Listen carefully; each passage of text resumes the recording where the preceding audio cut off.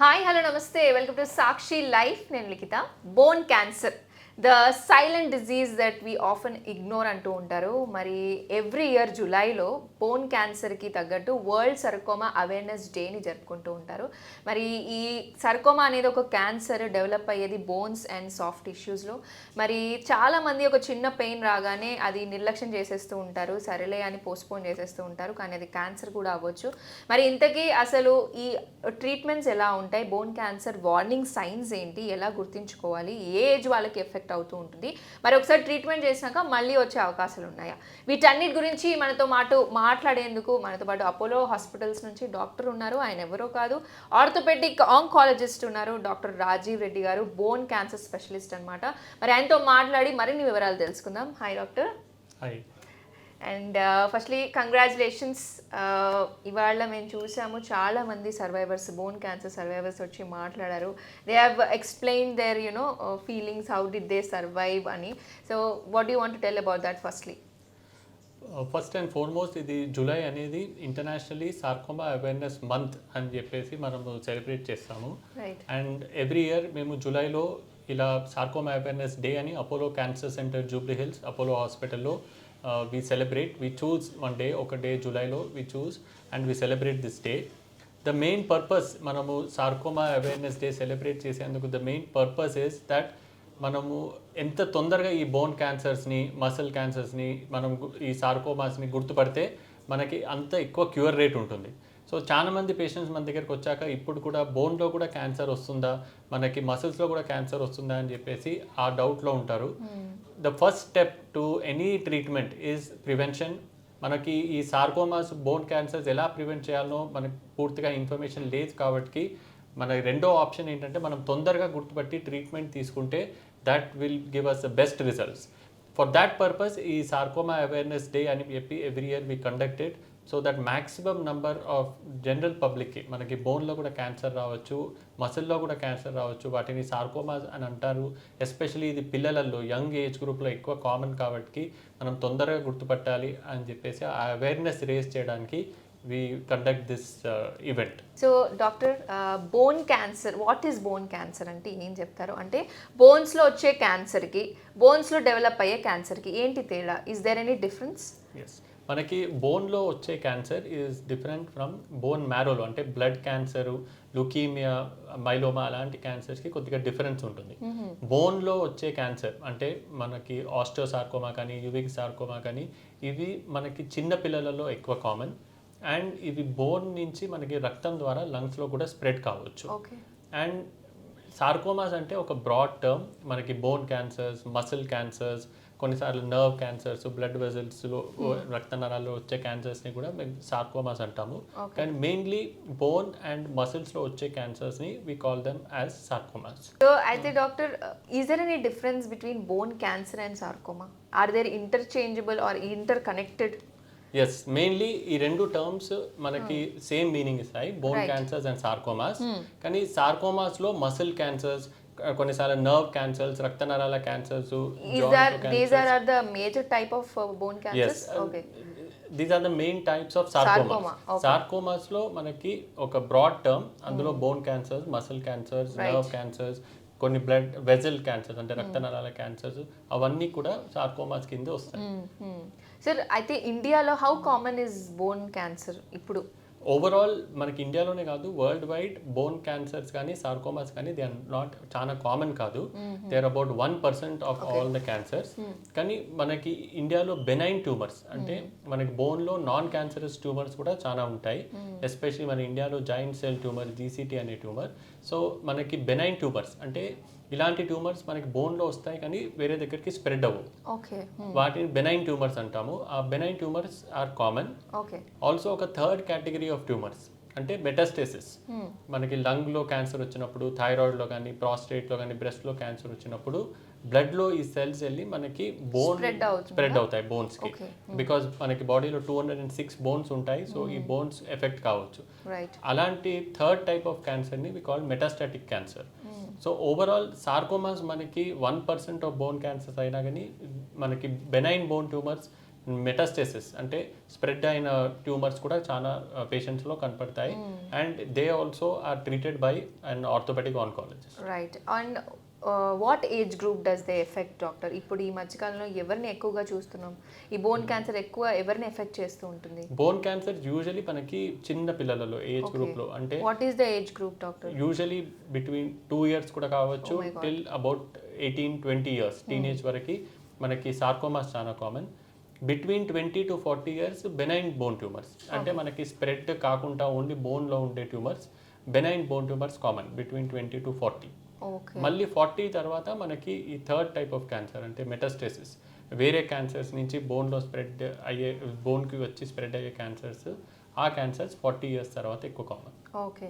And we also heard a story 12 years of a old age girl has survived from the bone cancer. What happened to her and what is the story?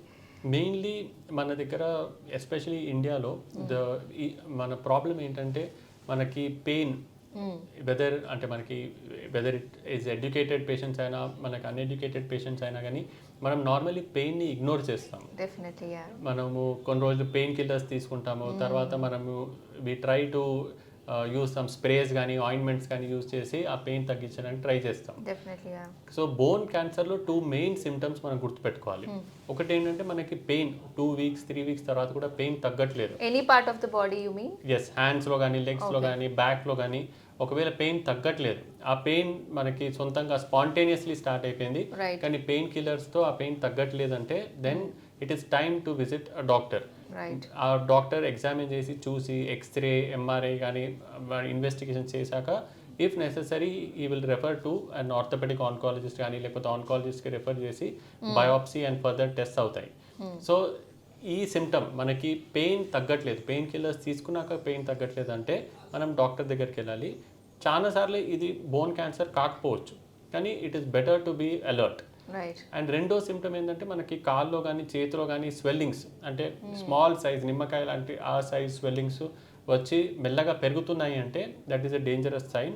మనం ఇమీడియట్గా oncologist దగ్గరికి వెళ్ళి checkup చేయించుకోవాలి. పెరుగుతున్నాయి అనేనా even the lump వచ్చినా కానీ we should be suspectful? What you mean? ఆ lump మనకి ఎప్పటి నుంచో పుట్టినప్పటి నుంచి ఉంది అంటే ఒకసారి మనం just we can get it checked ఒకసారి డాక్టర్ తోని కానీ మనం ఏం కంగారు పడిన అవసరం లేదు. ఒకవేళ ఆ స్వెల్లింగ్ లంప్ పెరుగుతుందంటే అండ్ పెయిన్ ఉంటుంది కూడా కొంతమందిలో పెయిన్ ఉంటుంది కొంతమందిలో ఉండకపోవచ్చు బట్ ఆ స్వెల్లింగ్ పెరుగుతుంది without any injury without any reason ఆ స్వెల్లింగ్ పెరుగుతుందంటే దిస్ ఇస్ మనం ఇగ్నోర్ చేయకూడదు అండ్ మనం డాక్టర్ దగ్గరికి వెళ్ళి we should get it tested. Also what are the major causes of this bone cancer doctor? Is it also hereditary? Most bone cancers మనకి genetics కానీ hereditary కానీ ఏం సంబంధం ఉండవు. They are not familial. Main reasons మనకి ఎగ్జాక్ట్గా మనకి reason తెలియకపోయినా కానీ మన జీన్స్లో వచ్చే మార్పు వలన ఈ యూవింగ్ సార్కోమా సైనోవెల్ సార్కోమా లాంటి ట్యూమర్స్ జీన్స్లో వచ్చే మార్పు వలన ఈ ట్యూమర్స్ ఈ గ్రోయింగ్ ఏజ్లో వస్తాయి. మన స్ట్రాంగ్ సస్పిషన్ ఏంటంటే ప్లాస్టిక్స్ మైక్రో ప్లాస్టిక్స్ వలన పెస్టిసైడ్స్ వలన మన గాలి ఇవాళ రేపు పొల్యూటెడ్ అయి ఉండడం వలన ఓవరాల్ క్యాన్సర్స్ అన్నీ కూడా మనకి ఇప్పుడు నంబర్స్ పెరిగాయి ఇన్సిడెంట్స్ పెరిగింది. అలానే సార్కోమాస్ కూడా ఇప్పుడు మనకి ఎక్కువ అగ్రెసివ్గా మనకి ప్రెజెంట్ అవుతున్నాయి. Right. Also some people think radiation cancers వల్ల కూడా ఈ రేడియేషన్ ట్రీట్మెంట్స్ వల్ల కూడా ఇది రిస్క్ పెరుగుతుంది అంటూ ఉంటారు. How much is it true? That is very rare. Radiation వలన కావచ్చు సార్కోమాస్ కానీ సెకండరీ క్యాన్సర్స్ కానీ కావచ్చు కానీ that is very small percentage and very rare not common మనకి అంత కామన్ కాదు. Also injuries causes bone cancer? లేదు, that injuries have nothing to do. మనకి ఇంజరీస్ కి బోన్ క్యాన్సర్ కి ఏం సంబంధం లేదు. చాలాసార్లు మనకి ఇంజరీ వలన అక్కడ ఏమన్నా ప్రాబ్లం అవుతుందని చెప్పేసి ఎక్స్రే తీసినప్పుడు then we find out that మనకి లోపల ఆల్రెడీ బోన్ క్యాన్సర్ వలన వీక్ ఉందని చెప్పేసి కానీ there is no relation. Also lifestyle వల్ల ఏమైనా బోన్ క్యాన్సర్ వచ్చే ఛాన్సెస్ ఉంటాయా? డెఫినెట్లీ మనకి ఎస్. ఒకవేళ యాక్టివ్ లైఫ్ స్టైల్ ఉండి if you have strong immunity and మంచి న్యాచురల్ ఫుడ్ తింటే బోన్ క్యాన్సర్ లేకపోతే ఎనీ క్యాన్సర్ వచ్చే అవకాశాలు తక్కువ ఉంటాయి ఎందుకంటే మన ఇమ్యూనిటీ స్ట్రాంగ్ ఉంటుంది. మనం directly we cannot correlate and tell that ఒకళ్ళు యాక్టివ్ ఉండడం వలన వాళ్ళ లైఫ్ స్టైల్ బాగుండడం వలన క్యాన్సర్ రాదని చెప్పలేము కానీ మన ఇమ్యూనిటీ ఎంత స్ట్రాంగ్గా ఉంటే the chances of us getting cured మనకి పూర్తిగా నార్మల్ అయ్యే ఛాన్సెస్ ఎక్కువ ఉంటాయి. So indirectly there is an association. మనం ఎంత ఫిట్గా ఉండి ఎంత న్యాచురల్ ఫుడ్ తిని మనం రోజు వాకింగ్ చేస్తే మన బాడీ అంత స్ట్రాంగ్గా ఉంటుంది. కీమోథెరపీ కానీ సర్జరీ కానీ ఇలాంటి ట్రీట్మెంట్స్ నుంచి తొందరగా రికవరీ అవుతుంది. ఆల్సో బోన్ క్యాన్సర్ ఉన్న వాళ్ళకి పెయిన్ నైట్ టైమ్స్లో ఎక్కువ అవుతుంది అంటూ ఉంటారు. Is it true? That is true. కొన్ని ట్యూమర్స్లో మనకి ఆస్టియోమా అని ఒక ట్యూమర్ ఉంటుంది. దట్ ఈస్ మనకి చిన్న పిల్లలలో అంటే బిట్వీన్ 13 to 25 ఇయర్స్లో ఈ ఆస్టియోమా అనే నాన్ క్యాన్సర్స్ బెనైన్ ట్యూమర్ మనకి కామన్లీ బోన్స్లో కనపడుతుంది. ఈ ట్యూమర్ స్పెసిఫికలీ నైట్లో కొన్ని కెమికల్స్ ఈ ట్యూమర్ నుంచి రిలీజ్ అవుతాయి. అందువలన నైట్లో పెయిన్ ఎక్కువ ఉంటుంది ఈ ఆస్టియోమాలో. సార్ అలాగే ఇప్పుడు సిమ్టమ్స్ చూసుకుంటే చిల్డ్రన్లో డిఫరెంట్ ఉంటాయి, అడల్ట్స్లో డిఫరెంట్ ఉంటాయా? Or what is the difference or is there no difference? Symptoms చిల్డ్రన్లో కొద్దిగా డిఫరెంట్గా ఉంటాయి, ఎందుకంటే వాళ్ళు మనకి క్లియర్గా చెప్పలేరు దట్ ఇలా పెయిన్ ఉంది, స్వెల్లింగ్ ఉంది అని చెప్పి. అందుకే మనము ఎస్పెషలీ యాజ్ పేరెంట్స్ మనము మెయిన్గా అబ్జర్వ్ చేసేది ఏంటంటే కాళ్ళల్లో వాళ్ళు కుంటుకుంటూ నడుస్తున్నారా, అంటే నడక ఏమన్నా చేంజ్ అయిందా అని చెప్పి అదొకటి మనము అబ్జర్వ్ చేస్తుండాలి. చేతులలో అంటే మనము నార్మల్గా పిల్లలు టాయ్స్తో ఆడుతున్నారా, లేకపోతే రైట్ హ్యాండ్ వాడుకుంటే లెఫ్ట్ హ్యాండ్ వాడుతున్నారా, అదొకటి మనము గమనించాలి. సో పిల్లలు మనకి క్లియర్గా పెయిన్ ఉంది లేకపోతే పెయిన్ ఎక్కువ అవుతుంది అని కొన్నిసార్లు చెప్పలేకపోవచ్చు, కానీ indirect science patients especially mother మనకి రోజు గమనిస్తుంటే యూజువలీ మదర్స్ మనకి ఐడెంటిఫై చేసి తొందరగా గుర్తుపడతారు. ఆల్సో డాక్టర్, బోన్ క్యాన్సర్కి ఎలాంటి టెస్ట్ చేస్తే మనకి తెలుస్తుంది బోన్ క్యాన్సర్ ఉందని? మనకి బోన్ క్యాన్సర్స్లో యూజువలీ ఒకటే టెస్ట్ కాదు, మనం we begin in a step wise manner. Biopsy also we do I believe. Okay, correct. First ఒక ఎక్స్రే తీసి ఎక్స్రేలో మనకి ఏమన్నా సస్పిషియస్గా కనపడితే ఎక్స్రే ఇస్ బేసిక్ బట్ చాలా ఇంపార్టెంట్ టెస్ట్. తర్వాత ఎంఆర్ఐ చేస్తాము. రైట్. ఎంఆర్ఐ తర్వాత మనకి క్లియర్లీ మసిల్స్లో కానీ బోన్స్లో కానీ ఏదైనా ప్రాబ్లం కనపడితే దెన్ బయాప్సీ అని ఒక టెస్ట్ చేస్తాము. ఇవాళ రేపు మనము నీడిల్ బయాప్సీ చేస్తాం, మనం ఓపెన్ చేసి సర్జరీ చేసి బయాప్సీ చేయకుండా అక్కడ స్కిన్ కట్ చేస్తూ తీసేస్తూ ఉంటారు. So it's not done like that. Usually we don't do that. That is not recommended. మనకి నీడిల్ బయాప్సీ అని ఉంటుంది. That is a simple procedure. మనకి కట్ చేయకుండా మనకి పెద్ద స్టిచెస్ పడకుండా వీ డూ దట్ రూటీన్లీ. మనకు కొన్నిసార్లు అల్ట్రాసౌండ్ సిటీ మెషిన్ కూడా యూజ్ చేస్తాము.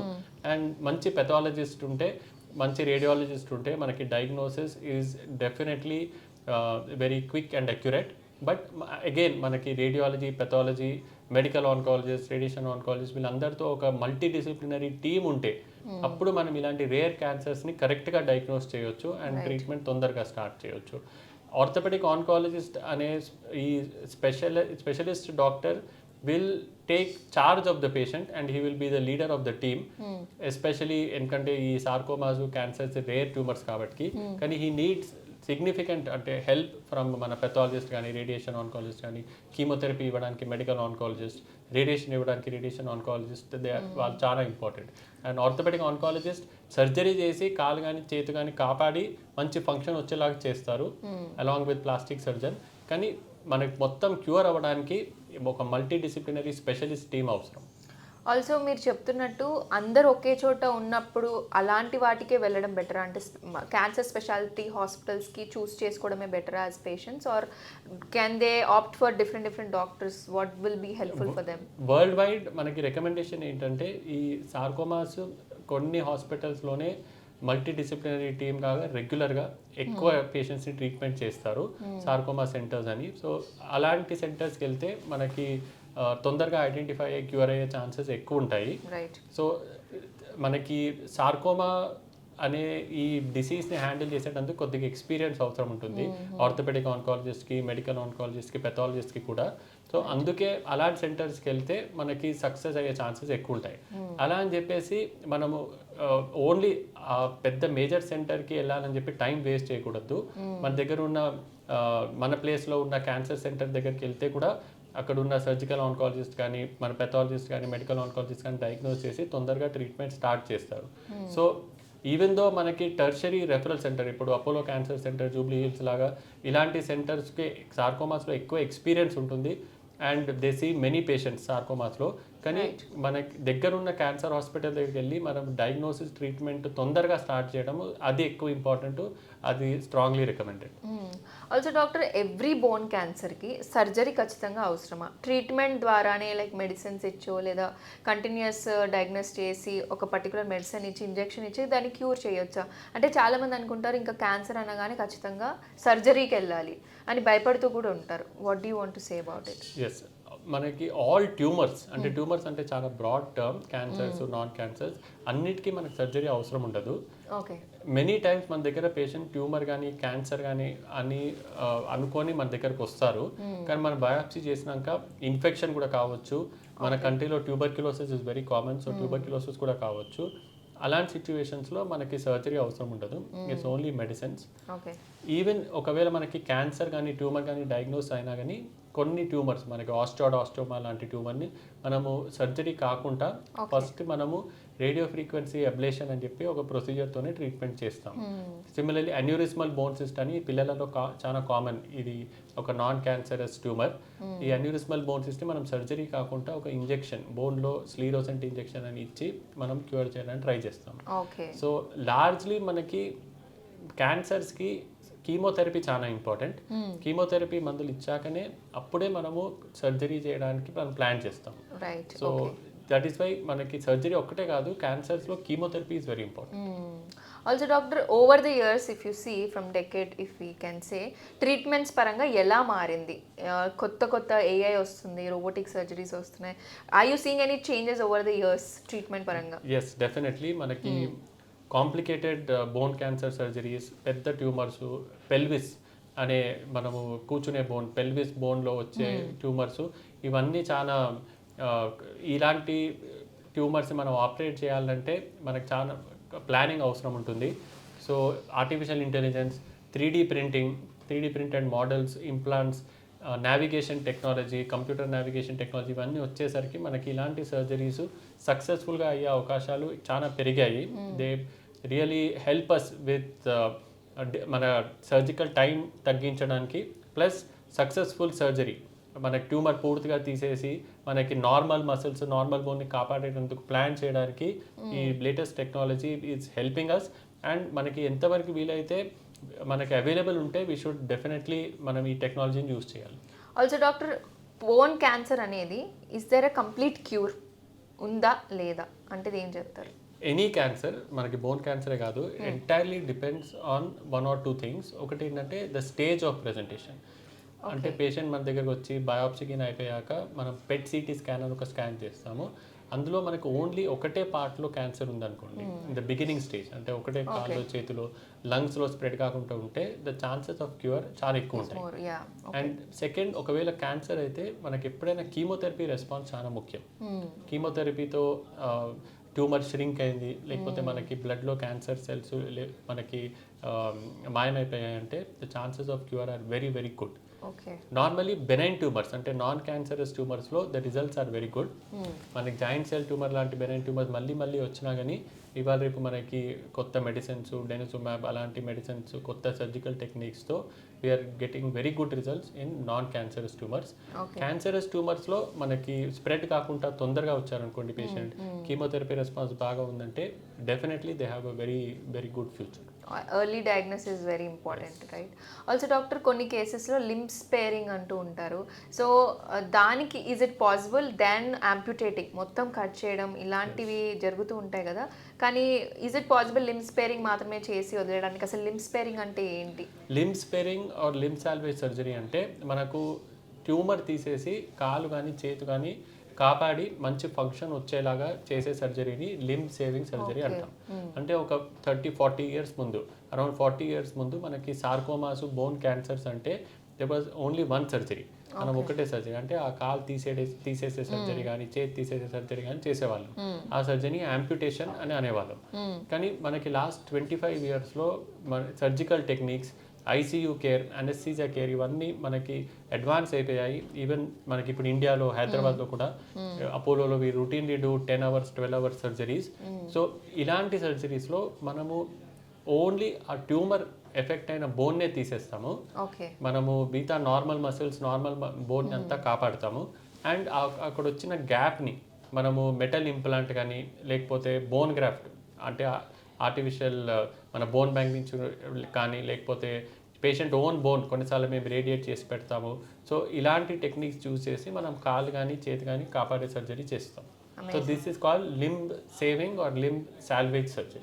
Most probably you will try to save it. In more than 95% cases 95% కంటే ఎక్కువ పేషెంట్స్లో we can do limb salvage surgery. మనకు కొన్ని కండిషన్స్ క్రైటీరియా ఉంటాయి, ఆ క్రైటీరియా మనకు మ్యాచ్ అవుతే definitely limb salvage surgery is the first choice. Also doctor we have seen rehabilitation centres ఇక్కడ కూడా ఉంది. So lot of people are going coming and I think we're seeing a positive result. So how effective is it? అంటే ఈ rehabilitation centres వల్ల ఎంత effect చేస్తున్నారు and ఎవరికి use అవుతుంది ఇది? Rehab centres are very important. ఎందుకంటే మనకి ఇట్స్ నాట్ జస్ట్ డయాగ్నోసిస్, మళ్ళీ మనం సర్జరీ చేసి కాలు కాపాడి చేతి కాపాడే సర్జరీ చేసి మనము జస్ట్ ఒక ట్యూమర్ తీసేసి కాలు కాపాడినంత అక్కడి వరకు మనకి జర్నీ ఆగిపోదు. దట్ ఆ కాలు మంచిగా నార్మల్గా పనిచేయాలి, ఆ చేతు నార్మల్గా పనిచేయాలంటే physiotherapist and rehabilitation centres are very important. వాళ్ళు they do extensive rehabilitation of ఇలాంటి కాంప్లెక్స్ సర్జరీస్లో చాలా టైం పేషెంట్తో స్పెండ్ చేసి మనకి హ్యాండ్స్ లెగ్స్ నార్మల్గా పనిచేసేటట్టు they personally interact with the patient. So అలాంటి సిచ్యువేషన్స్లో మనకి రిజల్ట్ చాలా బాగా ఉంటుంది. ఇట్ ఈస్ మనకి ఎంత ఫ్రూట్ఫుల్గా ఉంటుందంటే చాలాసార్లు మనం ఇంత పెద్ద మేజర్ సర్జరీ చేశామని చెప్పి పేషెంట్ నడుస్తున్నప్పుడు మనకు తెలియకుండా అంత మంచిగా నడుస్తారు పేషెంట్స్. ఆల్సో ఆ చుట్టుపక్కల ఉన్న ఫ్యామిలీ మెంబర్స్ కూడా ఒక రిలీఫ్ కదా. Also there is a bigger hand who is taking care of a patient అనుకోవచ్చు. సో వాళ్ళకు కూడా ఈ rehabilitation centres are very important I believe. వాళ్ళు కూడా they will be happy, okay some care is there to take care of them after the surgery, right? Yes, exactly. Also doctor, ఇప్పుడు pain వస్తే is it the only sign of bone cancers? మనం ఇందాక మాట్లాడుకున్నాం స్టార్టింగ్లో, కానీ ఇప్పుడు particular బోన్లో pain వచ్చిందంటే మనం అయితే ఇగ్నోర్ చేయొద్దు అంటారు, అంతే కదా? Do you think the pain is the main cause for the cancer? ఇంకా పెయిన్ వస్తే క్యాన్సర్ అనుకోవచ్చా? No not at all, not at all. మనం అలా తప్పుగా అర్థం చేసుకోవద్దు. పెయిన్ మనకి ఎన్నో కారణాల వల్ల కావచ్చు. బోన్ క్యాన్సర్స్ కానీ మసిల్ క్యాన్సర్స్ కానీ దే ఆర్ వెరీ రేర్. అందుకే మనకి పెయిన్ వచ్చిందంటే మనకి ఇమీడియట్గా క్యాన్సర్ వచ్చింది, లేకపోతే స్వెల్లింగ్ మనకు వచ్చిందంటే క్యాన్సర్ వచ్చిందని అనుకోకూడదు. That is wrong. పెయిన్ పెరుగుతుంది. మనకి పెయిన్ కిల్లర్స్ తీసుకున్న 2-3 వారాలు అయినా కానీ పెయిన్ మనకి తగ్గట్లేదంటే అప్పుడు డాక్టర్ దగ్గరికి వెళ్ళాలి. అప్పుడు కూడా ఇది క్యాన్సర్ కాకపోవచ్చు. ఇట్ మే బీ ఇన్ఫెక్షన్ కానీ, లేకపోతే రుమటాయిడ్ కండిషన్స్ అంటాము అలాంటి కండిషన్స్, లేకపోతే ట్యూబర్క్యులోసిస్, టీబీ ఇలా కూడా కావచ్చు. వన్ ఆఫ్ ద కాజెస్ మనకి క్యాన్సర్. అలాంటి ఇంపార్టెంట్ కాజ్ని మనం మిస్ చేయకూడదు, తొందరగా గుర్తుపట్టాలి. కాబట్టి మనకి పెయిన్ పెరుగుతుందంటే మనం అలర్ట్గా ఉండి ఇగ్నోర్ చేయకూడదు. అలాగే కొంతమంది మసాజెస్ చేయించుకుంటూ ఉంటారు, థెరపీస్కి వెళ్తూ ఉంటారు to just delay the diagnosis. Will that be helpful? Not at all. మనకి 21st centuryలో మనకి good number of oncologist, orthopaedic surgeons, surgical oncologist హైదరాబాద్లో కానీ తెలంగాణలో, ఆంధ్రప్రదేశ్లో చాలా మంచి well trained oncologist, orthopaedic surgeons ఉన్నారు. సో దట్ ఈస్ వై మన దగ్గర ఉన్న ఆర్థోపెడిక్ సర్జన్ అన్న, ఆన్కాలజిస్ట్ అన్న, వాళ్ళ దగ్గరికి వెళ్తే వాళ్ళు ఎక్స్రే తీసి ఒక సైంటిఫిక్ వేలో మనకి తొందరగా డయాగ్నోస్ చేసి ట్రీట్మెంట్ స్టార్ట్ చేస్తారు. మసాజ్ చేయడం కానీ లేకపోతే మనము వేరే ట్రీట్మెంట్స్ తీసుకోవడం వలన ఓన్లీ ఆ ట్యూమర్ పెరిగి మనకు స్ప్రెడ్ అయ్యే అవకాశాలు ఎక్కువ ఉంటాయి, స్టేజ్ మారిపోతుంది అండ్ క్యూర్ అయ్యే ఛాన్సెస్ చాలా తక్కువ అవుతాయి. Also doctor, what mistakes do you see generally patients వచ్చినప్పుడు? ఏం మిస్టేక్స్ చేసి వచ్చి ఉంటారు రైట్ డాక్టర్ దగ్గరకు రీచ్ అవ్వడానికి? Did you encounter any such patients? Main మనకి ఈ అపోలో క్యాన్సర్ సెంటర్ లాంటి సెంటర్కి పేషెంట్స్ వచ్చే వరకు కేసెస్ కాంప్లికేటెడ్గానే ఉంటాయి. మెయిన్ మన మిస్టేక్ ఏంటంటే పేషెంట్స్ వెదర్ మనకి ఎడ్యుకేటెడ్ అయినా అన్ఎడ్యుకేటెడ్ అయినా కానీ మెయిన్ మిస్టేక్ ఇస్ దట్ మనము పెయిన్ తగ్గకుండా ఇంకా పర్సిస్టెంట్గా ఉంటే లేకపోతే స్వెల్లింగ్ పెరుగుతుంటే మనము ఇది ఇగ్నోర్ చేయలేం. ఆ ఇగ్నోర్ చేయడం వలన అప్పుడు మనకి సిచ్యువేషన్ కొద్దిగా కాంప్లెక్స్ అయిపోతుంది. అలా అని చెప్పేసి ప్రతి పెయిన్ ప్రతి స్వెల్లింగ్కి మనము డాక్టర్ దగ్గరికి వెళ్ళిన అవసరం లేదు. కానీ పర్సిస్టెంట్గా ఉంది, ఇంకా కంటిన్యూస్గా ఉందంటే మన శరీరం, మన body is trying to tell us something. So that is why మనము ఒక యాక్షన్ తీసుకోవాలి. What final message you want to give to the audience on this World Sarcoma Awareness Day? July is మనకి ఇంటర్నేషనల్ సార్కోమా అవేర్నెస్ మంత్. మనం sarcoma awareness day celebrate చేసేది ఎందుకంటే ఇలాంటి కష్టమైన స్థితిలో కూడా అంటే సార్కోమా అనే న్యూస్ మన పేషెంట్ చెప్పినప్పుడు వాళ్ళ ఎంటైర్ లైఫ్ చేంజ్ అయిపోతుంది. అలాంటి సిచ్యువేషన్స్లో కూడా పేషెంట్స్ కానీ వాళ్ళ పేరెంట్స్ కానీ ఎంత గట్టిగా పాజిటివ్గా ఫైట్ చేస్తారో అది మనం చూసి ఒక నేర్చుకునే feature.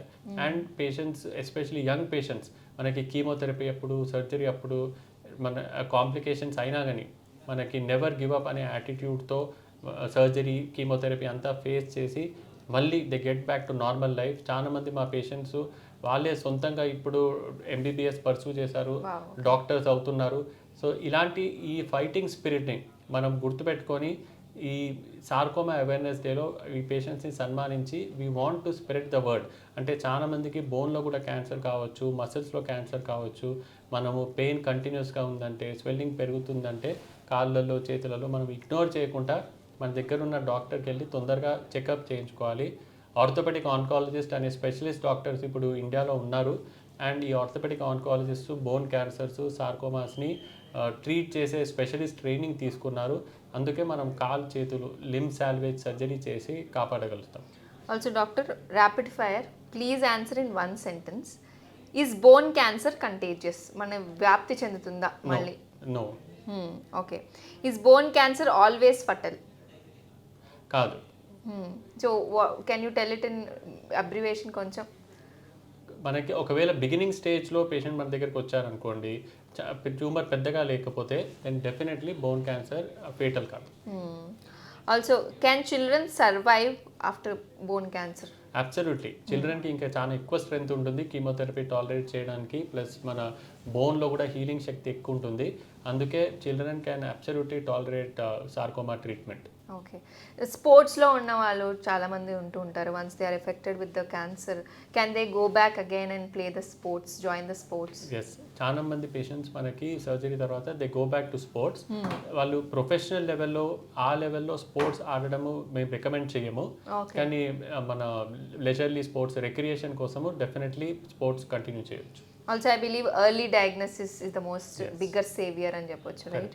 Also, one symptom people should never ignore is pain. Pain, continuous pain for మనకి 2-3 weeks కంటే ఎక్కువ, అండ్ పెయిన్ కిల్లర్స్తో తగ్గట్లేదండి. And one myth it should end by today అంటే ఏం చెప్తారు రాజీవ్ రెడ్డి గారు? బోన్లో క్యాన్సర్ రాదు, మసిల్స్లో క్యాన్సర్ రాదు.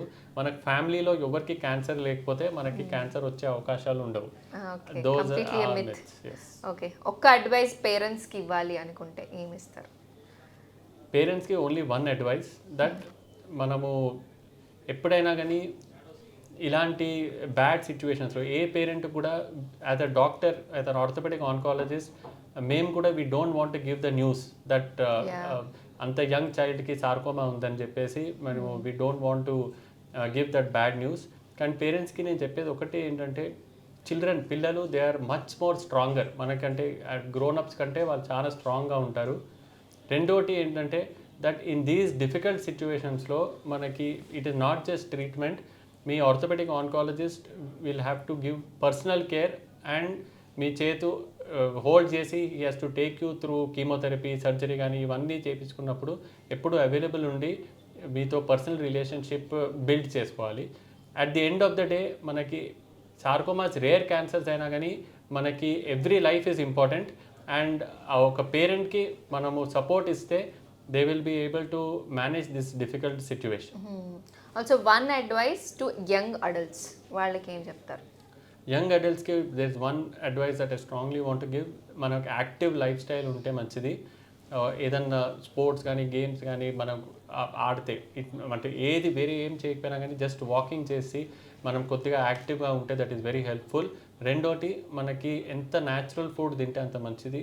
ప్లాస్టిక్స్లో బాటిల్లో ఉన్న ఫుడ్ కానీ లిక్విడ్స్ కానీ మనం ఎంత తక్కువ కన్జ్యూమ్ చేస్తే ఓవరాల్ మన బాడీకి అంత మంచిది.